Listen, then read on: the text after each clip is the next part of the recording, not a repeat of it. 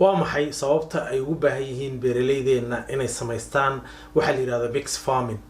faa'iidooyinka ka soo galaya maxay yihiin? wax soo saarkooda kor ma ugu qaadaysaa? videogan waxaan si kooban uga hadlaynaa sababta ay ugu baahan yihiin beeraleyda Soomaaliyeed inay sameeyaan beeraha isku dhafan. fadlan ka faa'iideyso.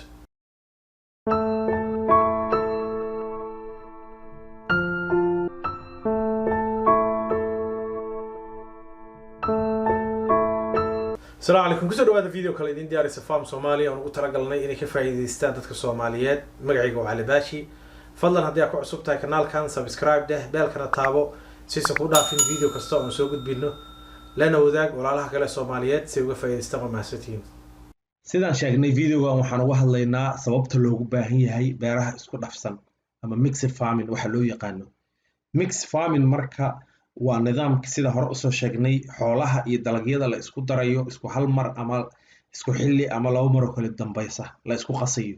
Nidaamkan marka cuntada adduunka iyo caanaha adduunka oo saadka loo soo saaro wuxuu ku beesgaraysan yahay nidaamkan. boqolkiiba 70 caanaha adduunka laga soo saaro iyo boqolkiiba 60 hilibka laga soo saaro adduunka wuxuu ku beesgaraysan yahay nidaamkan. marka waa nidaam aad muhiim uga ah adduunyada laakiin aan aad muhiim uga ahayn Soomaaliya. ujeedada aan videoskan aan ku celinayna aan kala nahana waxa weeye in nidaamkaas la bedelo. ujeedada marka nidaamkan laga leeyahay waxa weeye in ilaa xilliga dheer ma ahan xilliga kooban sanad iyo 2 sano maahan waa xilliga dheer in aad 1 hektar oo dhulkaaga ka mid ah wax soo saarka uu soo saarayo inaad kor u qaado markaad isticmaalaysid nidaamkan. ujeedadaada oo ugu horeysa waa midaas. ujeedooyinka kale oo ka mid ah waxa weeye inaad samaysid system oo isagu istaageerayo oo xoolihii iyo dalagiiba ay labadooduba faa'iido isla socota ay beertaada soo gelinayaan. ujeedada nidaamka loo isticmaalayo waa taas oo tii hore la xiriirtaa oo ah in inji kasta oo dhulkaaga ka mid ah beertaada ka mid ah inuu faa'iido soo saaro. waxyaabaha ugu fiican marka oo nidaamka loo jecel yahay waxaa ka mid ah in nafaqo ka khasaaraysa aysan jirin oo intii ay baabi'i lahayd xoolihii ay ka faa'iideysanayaan ciidiina nafaqadeeda ay dhisayso nidaamkan oo inay ciidda nafaqadeedu aad u dhisanto ayaa la rabaa markii aad dalagii iyo xoolihii aad isku celiso.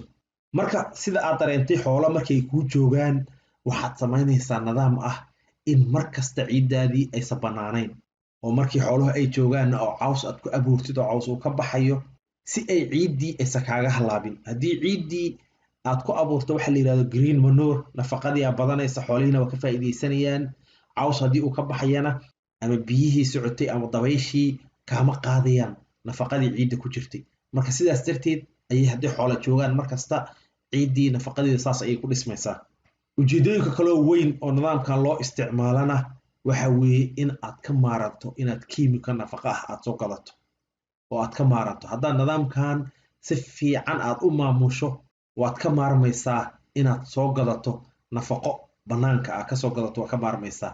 haddaad soo gadatana si aan saa'id hayn ayaad u soo gadanaysaa. dalagyada qaar markaa abuuraysid kolley kama maarantid inaad nafaqo soo gadatid laakiin baahidaadu waa ka yar tahay markii aadan isticmaalayn nidaamkan oo kale ah.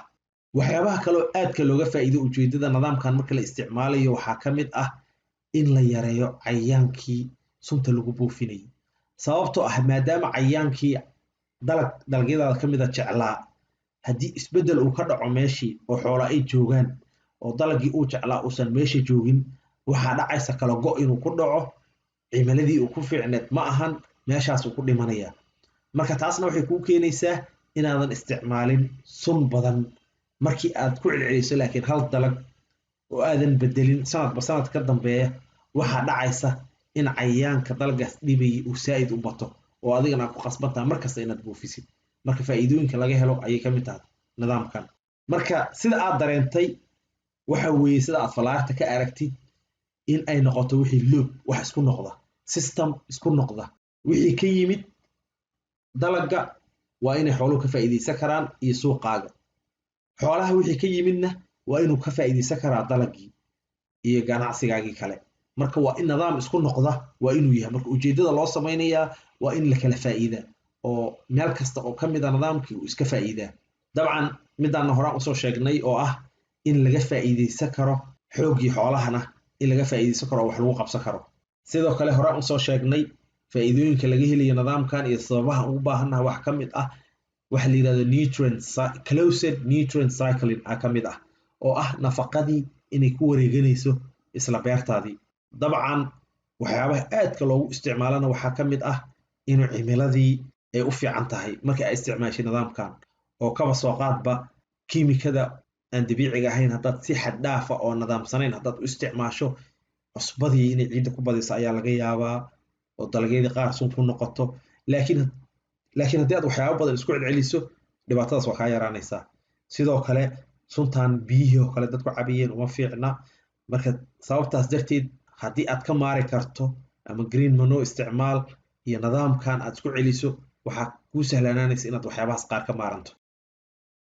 dabcan midaana aad ayay muhiim u tahay inaad xoolihii ku cayiliso ravage ama maaragtay dalagaagii wixii kasoo haray oo khasaari lahaa ama aan quality fiican aan lahayn. haddii aad xoolo uga faa'iidaysato waxaa kuu dhacaysa inaad maaragtay sidaan hore usoo sheegnaba halkii hektarba waxa aad kasoo saaraysaa uu ka badan yahay markii ay kaa khasaari lahayn kuwan. marka halkan haddaa fiirisid waa Soomaaliya, beertan walaalkan markii uu ka gurtay galeydiisii ayuu qof kaloo Soomaaliya xoolo dhaqataa ayuu beertiisii ku fasaxay inuu ka faa'iidaysto oo xoolihiisa uu kusii daysto. marka arrintan waa arrin aad u fiican oo sharaf ah oo dadkii ay ka faa'iidaysanayaan. laakiin adiga markaad xoolahan leedahay faa'iidada aad ka soo saari karto waa ka badan tahay waxa uu walaalka kale uu ka soo saari karo, sababtoo ah adiga nidaamka sidaad u maamulaysid ayaad ka fakaraysaa waqtiga dheer. marka gabagabadii faa'iidada laga helayo nidaamkan isku darka ah ama mixed crop-ka ah ma ahan kaliya inaad ku xisaabtanto manuurkii ama saxaradii xoolaha iyo qashinkii kasoo haray dalagyadii oo xooluhu kuu cunaan ama inaad xoolihii xooggooda adeegsato. ujeeddadu intaas kaliya ma ahan. haddii aad rabto in isbeddel fiican uu dhaco adoo nidaamkan isticmaalaya weli waxaad u baahan tahay inaad miro fiican aad soo iibsato. mararka qaarna waa ku qasban tahay inaad isticmaashid nafaqada oo kiimikaysan oo beeraha inaad nafaqadaas u isticmaashid waa ku qasban tahay marar badan. biyihii inaad si fiican u maamusho iyo nafaqadii oo guud inaad isku maamusho, labadaas aad ayay muhiim u tahay. taas marka haddaad samaysid adoo labadana isku daraysid kuwaas kalena si fiican u maamulay, insha Allah waxaa dhacaysa marka in wax soo saar fiican aad helaysid haddii Ilaahay yiraahdo.